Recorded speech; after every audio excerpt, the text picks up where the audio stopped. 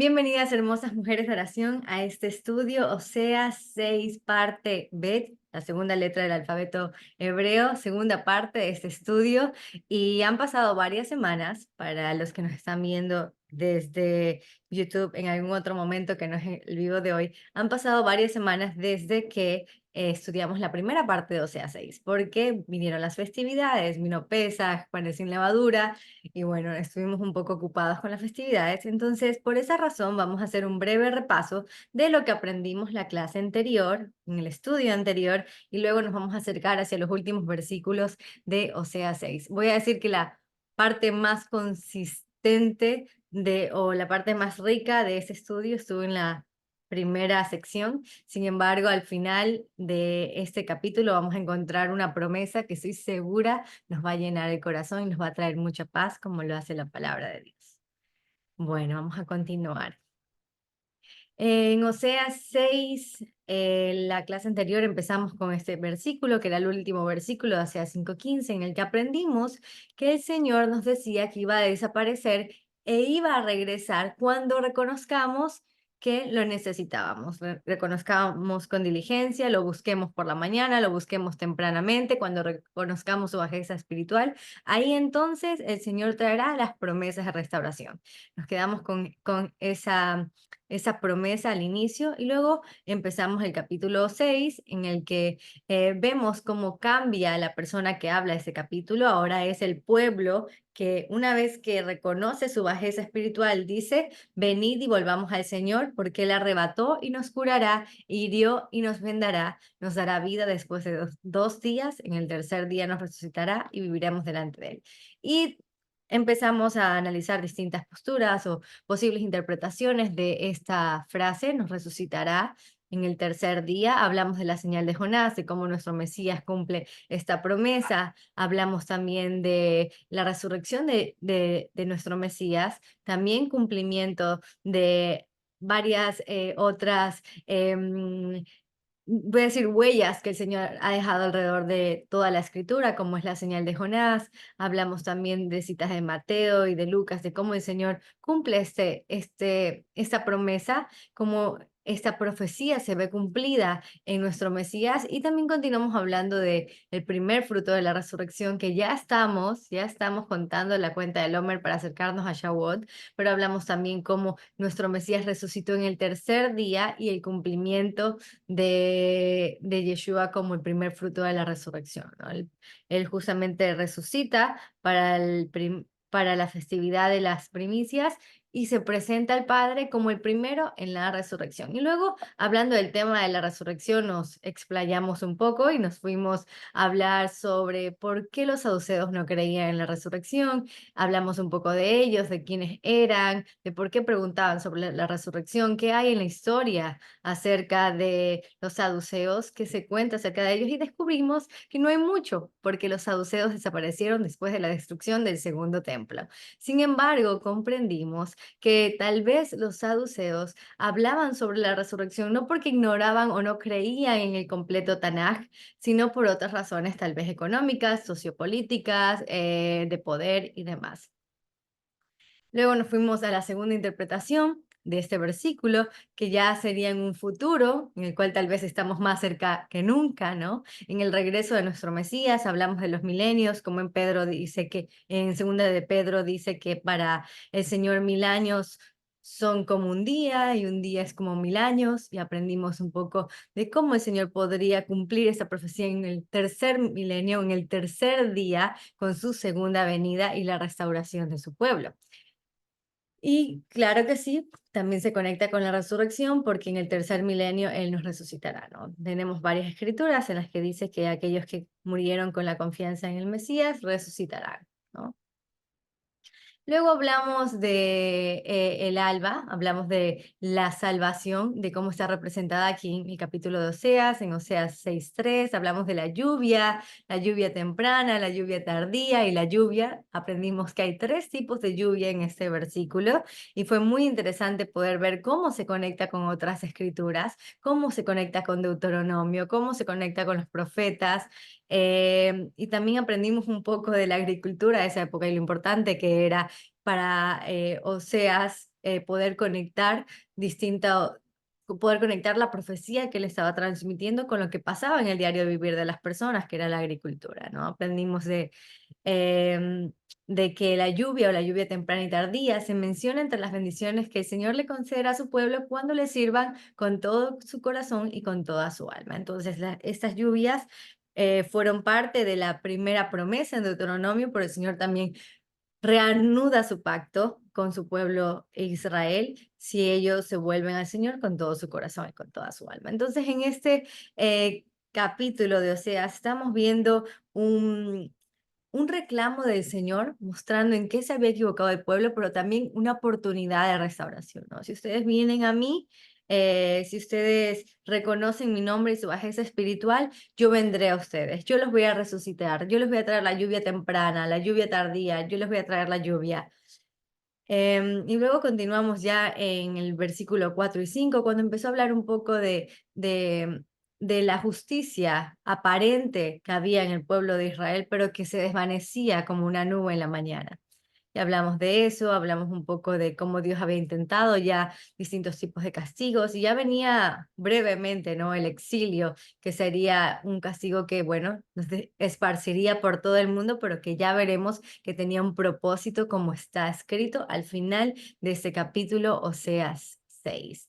Luego aprendimos lo que a mí me parece la cúspide de este capítulo, y aprendimos un poco del corazón de Dios, de qué es lo que Dios desea. Él dice, misericordia quiero y no sacrificio, y conocimiento de Dios más que holocaustos. Y esta, les voy a ser sincera, fue mi parte favorita del aprendizaje de la parte uno de este estudio, porque no solamente entendimos que era misericordia era ser favorables, ser amables con el necesitado, con el miserable o con el pecador también, sino que también vimos cómo el Señor, nuestro Maestro, cumplió esto o volvió a recordarle esto al pueblo a través del llamamiento de Mateo. Mateo, un cobrador de impuestos, vemos cómo el Señor le recuerda a los fariseos que estaban allí un poco incómodos de cómo Jesús estaba con pecadores, cómo él estaba cenando con pecadores, les recuerda que es la misericordia lo que él quiere y no el sacrificio. Y luego en este versículo 13 de Mateo, dice, porque no he venido a llamar a justos, sino a pecadores al arrepentimiento. Y seguimos aprendiendo acerca de lo que Dios prefería, que era lo interno del corazón humano, la misericordia, que actos externos, ofrendas. Y allí nos preguntamos también, ¿será entonces que Dios no quiere la obediencia o será que todos los mandamientos, tal vez como muchas teologías lo expresan hoy en día, ya están en el pasado? ¿Será que ya lo que Dios quiere solamente es misericordia y amor al prójimo? Y ahí aprendimos la segunda parte de este versículo de Oseas en el que habla del conocimiento de Dios y comprendimos que en el original esto en su más alto sentido incluye la obediencia. Entonces el Señor quiere obediencia más que holocaustos. Y entendimos un poco más que estos holocaustos o ofrendas de los que hablaba en este versículo se referiría a ofrendas voluntarias. Y esto lo aprendimos con con distintos versículos de la Escritura.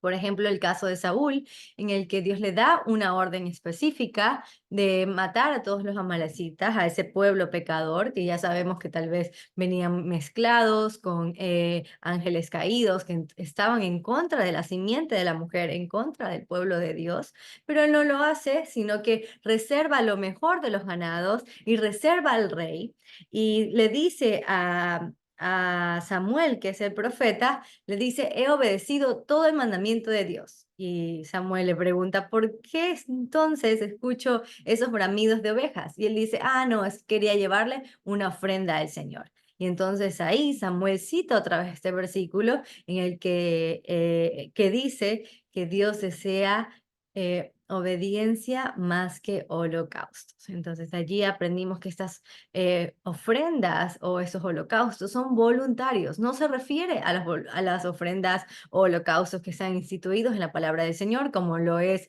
el de Pesaj. Entonces ahí aprendimos un poco más de la importancia del mandamiento, de cómo Dios quiere nuestra misericordia y nuestra obediencia. Y bueno, seguíamos aprendiendo acerca de mirar nuestro corazón, de examinarnos y de reconocer que somos nosotros los discípulos más importantes y que necesitamos un corazón diligente que indague en sus intenciones y motivos cada día para entregarle al Señor nuestra misericordia, nuestra obediencia y no solamente nuestros actos externos, sabiendo que es el Señor el que lo ve todo y el que conoce nuestro corazón. ¿Qué puede estar oculto de los ojos del Señor? Absolutamente nada. Dice David en uno de mis salmos favoritos: aunque me fuese a las profundidades de la tierra, allí estás tú. Siempre estás tú en todo lugar y en todo momento. Y bueno, allí nos quedamos, mis amadas hermanas. Aquí en el chat seguramente me han puesto por aquí que aprendieron. Cariela puso que fue hermoso que el Señor presentara sus promesas como lluvia, que Él tendrá misericordia con su lluvia para dejarnos crecer, permitirnos crecer. Nisa, oh sí, los arreboles. Ella recuerda los arreboles que anuncian la lluvia en el día, el amanecer como el anuncio de la salvación. Aquí tenemos los arreboles todavía en mi pantalla, los he dejado. Y bueno, totalmente, aprendimos todo eso y qué bendición fue. Y ahora nos acercamos a la segunda parte de Oseas 6, una vez hecho este repaso, así que tengan sus Biblias listas, sus apuntes listos. Vamos a empezar con estos últimos versículos del capítulo 6 de Oseas. Oseas versículos 7 y 8 dice: mas ellos, cual Adán, traspasaron el pacto, allí prevaricaron contra mí. Galad, ciudad de hacedores de iniquidad, manchada de sangre. Lo primero que vemos aquí es que menciona a Adán, menciona al primer hombre. ¿Y cuál fue el error de Adán? Porque dice aquí que tal cual como Adán, el pueblo de Israel traspasó el pacto y allí prevaricó contra mí. Entonces vamos a irnos brevemente a leer una porción de lo que pasó con Adán en Génesis capítulo 3, versículos del 9 al 13. Entonces el Señor Dios llamó al hombre: ¿dónde estás? El hombre contestó: te oí caminando por el huerto, así que me escondí. Tuve miedo porque estaba desnudo. ¿Quién te dijo que estabas desnudo? Le preguntó el Señor Dios. ¿Acaso has comido del fruto del árbol que te ordené que no comieras? El hombre contestó: la mujer que tú me diste fue quien me dio del fruto y yo lo comí. Ya hemos aprendido en varios estudios que el mayor error de Adán no fue solamente desobediencia, sino también no reconocer sus pecados, no reconocer su error, su falla. Y si volvemos al inicio de este estudio, lo mencionamos ahora en el repaso, el Señor estaba buscando corazones contritos y humillados. El Señor estaba buscando que el pueblo reconociera la bajeza espiritual. Él dijo en el versículo 5, capítulo 5, versículo 15, eh, desapareceré y volveré cuando ustedes me reconozcan. Esto en parafraseo, ¿no? En otras palabras. Entonces aprendimos que este fue uno de los mayores errores del pueblo del Señor, no reconocer sus pecados. Y lo mismo le está pasando a Adán. Entonces dice: mas ellos, cual Adán, como Adán, traspasaron el pacto y allí prevaricaron contra mí. Rompieron la promesa, rompieron el mandamiento a la obediencia, que fue lo que hizo Adán. También recordemos, había un árbol que el Señor había puesto, el único árbol del cual Dios le dijo que no comiera su fruto. No sabemos qué fruto es, no sabemos si es una manzana como lo han dibujado generalmente en los dibujitos para niños, que creo que de allí viene la idea nuestra que es una manzana, dice un fruto solamente. Entonces, él desobedeció yendo más allá de la palabra del Señor. Pero cuando el Señor le preguntó a él, a quien directamente le dio el mandamiento, él dice: la mujer que tú me diste fue quien me dio el fruto y yo lo comí. Traspasó el pacto y no reconoció su error ni su pecado. Luego dice en este versículo: allí prevaricaron contra mí. Y esto me pareció interesante. ¿Qué es la palabra prevaricar? ¿Qué significa? Entonces vamos a irnos al diccionario Strong. Esto está en el diccionario en la palabra 898 y significa actuar o tratar de manera traicionera. Tratar de manera engasonada, traicionera, infiel, ofender, transgredir, partir, una raíz primitiva, cubrir con una prenda de vestir, encubrir el pecado. Hemos visto varias veces esa frase o esa traducción en nuestras Biblias. Figurativamente también significa actuar encubiertamente, por implicación saquear, tratar de forma engañosa, traicionar, infiel, ofender, transgredir. ¿Y no les parece interesante que lo mismo hizo Adán? Adán se ocultó, se encubrió detrás aquí como lo leímos, se escondió, bueno, no parece exactamente este versículo, pero dice que estaba en el huerto y se esconde. Más arriba menciona cómo Adán se escondió del Señor porque tuvo miedo. Entonces, interesantemente, él se esconde para encubrir su pecado, para engañar, para tratar de no decir qué era lo que había pasado, porque también él pudo haber escuchado al Señor y correr y decir, Dios, hice mal, me comí la manzana, reconozco mi pecado, o el fruto, perdón, reconozco mi pecado, pero no fue así en el caso de Adán. Entonces vemos esta palabra otra vez, traicionero, infiel. Y es muy interesante porque en Malaquías capítulo 2, versículo 15, también vuelve a aparecer esta palabra. Y no sé si recuerdan de qué trata la profecía de Malaquías, pero es una profecía muy interesante y habla mucho sobre la infidelidad a los esposos. Miren lo que dice el versículo 15. ¿No hizo él uno, habiendo en él abundancia de espíritu? ¿Y por qué uno? Porque buscaba una descendencia para Dios. Guardaos pues en vuestro espíritu y no seáis desleales, esta es la palabra, para con la mujer de vuestra juventud. No sean infieles. Este es un reclamo que le hace a los sacerdotes en Malaquías diciendo no sean infieles a la mujer de su juventud. Y es interesante también, mis amadas hermanas, porque en todo el estudio de Oseas, todo lo que vemos de Oseas trata sobre la esposa infiel. ¿Y quién es esa esposa infiel? Israel. Entonces aquí el Señor está haciendo otra vez un llamado a través de Oseas a arrepentirse de su infidelidad. ¿Infidelidad a qué? A dioses ajenos, a la idolatría, a la desobediencia. Entonces vemos cómo el Señor siempre conecta mucho el matrimonio con nuestra relación con Él. Entonces dice que prevaricaron contra el Señor. El pueblo de Israel prevaricó contra el Señor, fue desleal con el Señor, transgredió em, la promesa hecha al Señor, actuó de manera traicionera, se encubrió, no fue honesto consigo mismo, no fue honesto con el Señor acerca de qué era lo que estaba pasando o hacia qué dioses estaba yendo. Luego dice Galaad, ciudad de hacedores de iniquidad manchada de sangre. Y esto es muy interesante porque vamos a ver que a pesar de que Galaad está en este versículo, no hay una ciudad que esté explícita en el Antiguo Testamento que se llame Galaad o que hoy en día se pueda conocer como aquí es Galaad. Pero en algunos comentarios encontré lo siguiente que se los voy a leer. El profeta menciona un lugar llamado Galaad, la cual no es una ciudad porque ninguna de esas ciudades se menciona en el Antiguo Testamento y su existencia no puede ser probada por distintas citas bíblicas.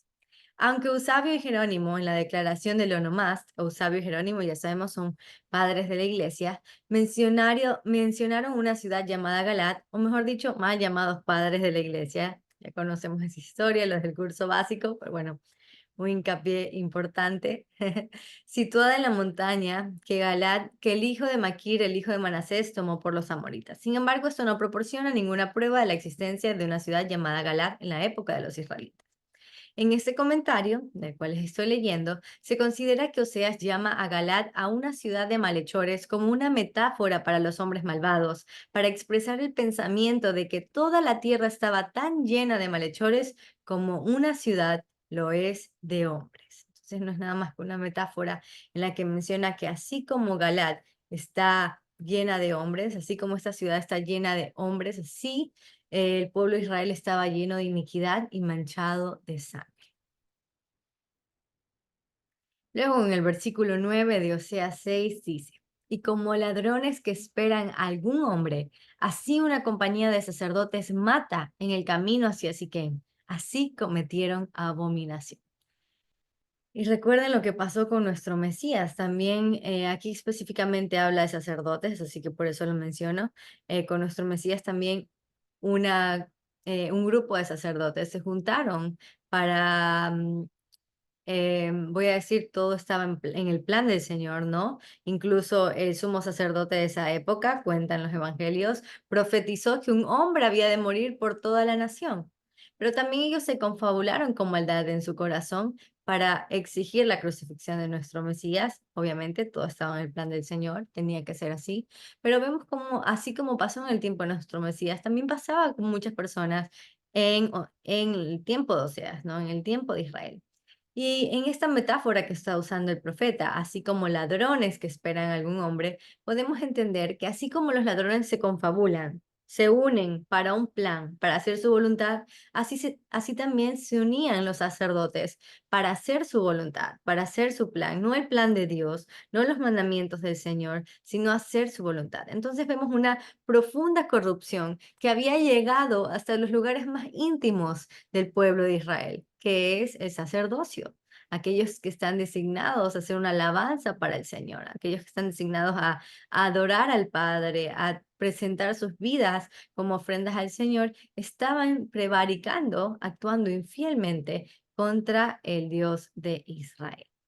Y luego habla de Siquem. Y aquí cuando vi esta palabra Siquem, inmediatamente me acordé de la historia de Siquem y Dina. Aquí habla de una ciudad, dice en el camino hacia Siquem, pero en esta historia es un personaje, era el rey de un pueblo que se llamaba, el hijo del rey de un pueblo que se llamaba Siquem. Vamos a leer brevemente qué pasó aquí, de acuerdo a Génesis capítulo 34, versículos 24 al 26. Y obedecieron a Hamor y a Siquem, su hijo, todos los que salían por la puerta de la ciudad, y circuncidaron a todo varón a cuantos salían por la puerta de la ciudad, porque Siquem violó a Dina y sus hermanos maliciosamente le dijeron, solo si todos los hombres de tu pueblo se circuncidan, entonces se daremos a Dina en casamiento. Vamos a continuar leyendo en el versículo 25. Pero sucedió que al tercer día, cuando ellos sentían el mayor dolor, dos de los hijos de Jacob, Simeón y Leví, hermanos de Dina, tomaron cada uno su espada y vinieron contra la ciudad que estaba desprevenida y mataron a todo varón, y a Hamor y a Siquem su hijo, los mataron a filo de espada y tomaron a Dina de casa de Siquem y se fueron. Y esta fue una gran matanza. Abraham lloró, dijo cómo había matado a tanta gente inocente, y en varias partes de la Biblia se recuerda este error que cometieron los hermanos Simeón y Leví por su hermana Dina, obviamente, algo muy tomados seguramente por las emociones. Ellos eran hombres de espada y de hecho en un libro apócrifo en el que se habla sobre los últimos testamentos de cada uno de los hijos, ahí aparece Jacob hablando de cada uno de sus hijos y lo que hicieron mal y demás, y ahí menciona otra vez esto que Simeón y Leví hicieron. De hecho también antes de morir, Jacob en el libro de Génesis, al final de Génesis, se puede ver un poco cómo Jacob les recuerda a Simeón y Leví acerca de este hecho que fue, la verdad, hecho por pasión y sin contemplar el matar gente inocente. Entonces vemos otra vez que lo relaciona con eso. Puede ser que esté relacionado con este acto o puede ser que solo hable del camino hacia Siquem, y no necesariamente de este acontecimiento. Sin embargo, esa es la referencia que encontré dentro de la escritura. Vamos a continuar. Versículos 10 y 11. En la casa de Israel he visto inmundicia. Allí fornicó Efraín y se contaminó Israel. Para ti también, oh Judá, está preparada una siega cuando yo haga volver el cautiverio de mi pueblo. Y aquí estamos llegando al final del capítulo. En la casa de Israel he visto inmundicia. Allí fornicó Efraín. Otra vez fornicación, otra vez adulterio, como vimos la imagen del matrimonio, de la infidelidad, de la prevaricación, está aquí. Y se contaminó Israel. Para ti también, oh Judá, está preparada una siega, cuando yo haga volver el cautiverio de mi pueblo. guarden esta promesa en su corazón. Ahora la vamos a ir desglosando, pero él dice que hará volver, traerá una siega para Judá, para el reino del sur, cuando haga volver el cautiverio de su pueblo. Ya sabemos que el pueblo se fue de cautiverio, ya sabemos que los del reino del norte, que Efraín se fue a Siria y que luego Judá se va a Babilonia, pero aquí habla de que cuando haga volver el cautiverio de mi pueblo, vamos a entender un poco más a qué se refiere este versículo. La promesa final es que Él hará volver a su pueblo. Significa traer de vuelta a los cautivos. Pero en cada pasaje en el que ocurre esto, simplemente significa dar la vuelta al cautiverio. Pero en el sentido figurado, implica mucho más, restitución e integridad. A mí, mi pueblo, es decir, el pueblo del Señor, no es Israel de las 10 tribus, sino la nación del pacto en su conjunto. Es muy interesante. En consecuencia, es esta miseria que está sufriendo Israel que lo ha llevado al exilio a través del alejamiento de Dios, asirio babilónico, y también la miseria provocada por los pecados del pueblo. Cuando el Señor traiga la cosecha, cuando haga volver a su pueblo del cautiverio, entonces allí también Judá será restaurada. Entonces, el pueblo va a ser exiliado, ya lo sabemos. Sin embargo, cuando haya una gran cosecha, el pueblo de Dios será completamente en unidad restaurado. Y me encantó aquí el comentario que hace Joseph de este texto. Él lo une con la plenitud de los gentiles de Pablo. Él ve aquí la esperanza que tenía Pablo de que la plenitud de los gentiles viniera al Señor, aquellos que estaban dispersos entre todas las ciudades de ese mundo conocido y bueno, hoy en día en todo el mundo, volvieran a la palabra del Señor. Entonces ahí vendría la restauración del pueblo de Israel, ahí vendría la restauración de Judá. Y para esto Joseph citó este versículo, Romanos 11, 3 al 18, y lo vamos a leer para entender un poco más esta hermosa promesa que tenemos, de las cuales, hermanas, nosotras somos parte, porque nosotras que estábamos perdidas, que no sabíamos acerca del pueblo del Señor, acerca del pueblo de Israel, hoy estamos acercándonos al Padre, ya no somos gentiles, porque ahora ya conocemos la revelación del Señor. Sin embargo, tenemos esa promesa, ¿no? Somos parte de esa sección de las profecías y promesas del Señor. Estamos allí en la palabra escrita, nosotras, nuestras vidas y nuestras familias. Versículo 13. Mencionó todo lo anterior especialmente para ustedes, los gentiles. Dios me designó apóstol a los gentiles. Pongo énfasis en esto porque de alguna manera quiero hacer que los hijos de Israel sientan celos de lo que tienen ustedes, los gentiles, y entonces yo pueda salvar a alguno de ellos. Pues si el rechazo de ellos hizo que Dios ofreciera la salvación al resto del mundo, vimos el pecado de Israel, el pecado del pueblo de Dios, la prevaricación. Si la prevaricación del pueblo de Dios hizo que Dios ofreciera la salvación al resto del mundo, la aceptación de ellos será algo aún más maravilloso. Será vida para los que estaban muertos. Y dado que Abraham y los otros patriarcas fueron santos, sus descendientes también serán santos, del mismo modo que toda la masa de pan es santa, porque la porción que se da como ofrenda es santa. Pues si las raíces del árbol son santas, las ramas también lo serán.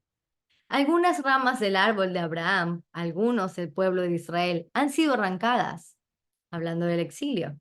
Y ustedes, los gentiles, que eran ramas de un olivo silvestre, fueron injertados. Así que ahora ustedes también reciben la bendición que Dios prometió a Abraham y a sus hijos, con la cual comparten con ellos el alimento nutritivo que proviene de la raíz del olivo especial de Dios. Así que no se jacten de haber sido injertados para reemplazar a las ramas que fueron arrancadas. Ustedes son solo una rama, no son la raíz.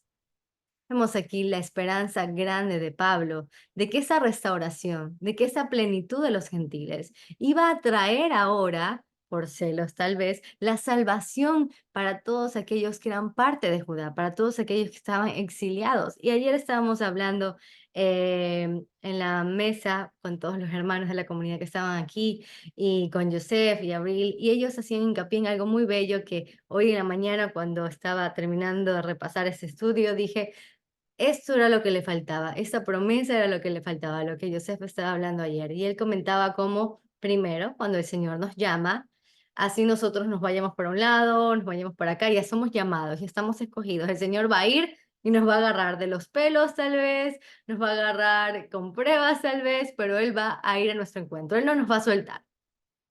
Y luego él comentaba que la mayor oración o tal vez el mayor miedo para ahora nosotros los creyentes en el Señor, en Yeshua, que ya estamos aquí, ya conocemos su palabra, sus mandamientos, estamos conscientes del regalo hermoso que es la palabra del Señor. Nuestro mayor temor tal vez son nuestras familias, son nuestros hijos, tal vez los nietos o tal vez los hermanos o la familia extendida, los padres que aún no conocen del Señor y que aún no pueden ver esto.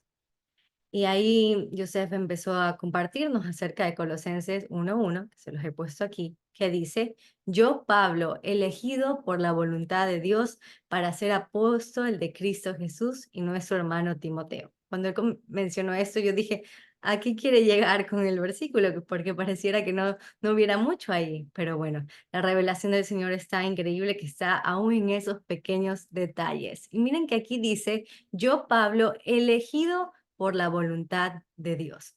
Y Joseph recordaba cuántas promesas hay para aquellos que creen en el Señor, con sus familias, con sus hijos, y que aún ahora que no ven a sus hijos tal vez entregados en la palabra del Señor, tal vez no ven a sus hermanos o tal vez no ven a sus padres, hay una promesa allí de que el Señor extendió nuestra fe hacia todos aquellos que están en nuestros hogares y que tal vez ahora no conocen del Señor por la voluntad de Dios, no por la voluntad nuestra, sino por la voluntad de Dios. Y él hacía mucho hincapié en esto, en que no depende de nosotros, por supuesto, pero por la voluntad de Dios, el Señor alcanzará a aquellos que nosotros amamos, a nuestros hijos y a nuestras generaciones, como lo dice en Deuteronomio, que Él bendeciría a nuestras generaciones si nosotros le obedeceríamos a Él por 1000 generaciones. Y nuevamente así él también hincapié en esta plenitud de los gentiles, ¿no? Como todos aquellos que estaban dispersos en el mundo, que tienen esa semilla en su corazón, que tienen ese ADN del pueblo de Israel, así ahora los veamos perdidos, tal vez no conocen la palabra del Señor, el Señor por su voluntad iba a ir y los iba a alcanzar. Y la verdad que fue muy hermoso recordar esa promesa y pude ver cuánto deseo hay para tantas familias y ellos compartían su testimonio. Y estoy segura que ustedes también, hermosas mujeres de oración, que están a veces preocupadas por sus hijos o tal vez por sus hermanos o por la familia de alrededor que no conoce el Señor. Esta promesa es realmente una paz en nuestro corazón. Trae un ungüento a nuestra alma de saber que el Señor tiene control, que tal vez no lo vemos ahora, pero por la voluntad de Dios. Y él nos decía, cambien el nombre, ya no digan Pablo, sino digan, voy a decir, un personaje de mi familia que pienso ahora que anhelo que conozca la palabra del Señor. Voy a decir Ronald. Ronald, elegido por la voluntad de Dios para ser apóstol de Cristo Jesús. Y pongan allí el nombre de todos sus familiares que desean que vengan a la palabra del Señor, sus hermanos, porque el Señor tiene un plan para ellos, porque grande es la cosecha. Y ahora volviendo al versículo, antes de concluir este estudio, de cómo nosotros somos parte de esta promesa, ¿no? Dice que vendrá para Judá una gran cosecha. ¿Cuándo? Vamos a leerlo otra vez. Cuando yo haga volver el cautiverio de mi pueblo, el cautiverio del pecado, la falta de identidad, el no reconocer que somos parte del pueblo de Israel, el querer ser como el mundo, el querer ser como el mundo que nos rodea. En ese tiempo eran los asirios o los babilonios o los romanos. Hoy en día tal vez es la cultura occidental o la cultura oriental. Pero justamente en Éxodo capítulo 22 habla de que no sigamos las corrientes del mundo, sino que el Señor dice que no sigamos las corrientes del mundo, no hagamos injusticia a los que merecen justicia y demás. Es un capítulo bellísimo con muchos hermosos mandamientos aplicables a nuestro diario vivir que se los recomiendo de tarea, leer Éxodo 22, pero volviendo aquí al versículo, el Señor nos recuerda que cuando nos haga volver de ese cautiverio en el que hemos estado, entonces allí traerá la siega que está preparada para Judá. Ahí traerá la cosecha que está preparada para Judá. Y eso nos vuelve a traer también humildad, ¿no? Saber que aún aquellos que nos vemos, que están tal vez gozando del testimonio de Yeshua, van a volver por la voluntad de Dios, porque Él tiene un plan. Y nosotros nada más somos una piecita en ese hermoso rompecabezas. Pero qué lindo es ser esa piecita chiquita en ese hermoso rompecabezas del plan del Señor, que como lo vimos en la parte anterior, tal vez se cumpla en el tercer milenio con la venida de nuestro Mesías, en el cual veremos la resurrección de muchos, ¿no? Seremos la continuación de esa primicia que fue nuestro Mesías en la resurrección. Si ya no estamos aquí, pero si estamos, bueno, lo veremos venir por las nubes con nuestros propios ojos. Qué bendición va a ser eso. Bueno, mis amadas hermanas, hasta aquí llega Oseas capítulo 6, un capítulo maravilloso que nos enseñó mucho del corazón del Señor, pero también nos trajo muchas hermosas promesas a nuestro corazón. No nos olvidemos también reconocer nuestro pecado, nuestra bajeza espiritual cada día, recordar que el Señor quiere misericordia y no sacrificio, obediencia más que holocaustos. Somos parte de esa restauración que está trayendo el Señor del cautiverio y no podemos mirar atrás por su voluntad. Por la voluntad de Dios, también veremos a nuestros familiares, así como esta imagen que les he puesto aquí, hijos, nietos, mis nietos, nuestras generaciones, en la palabra del Señor, siendo parte de esa gran cosecha. Shabbat Shalom, hermosas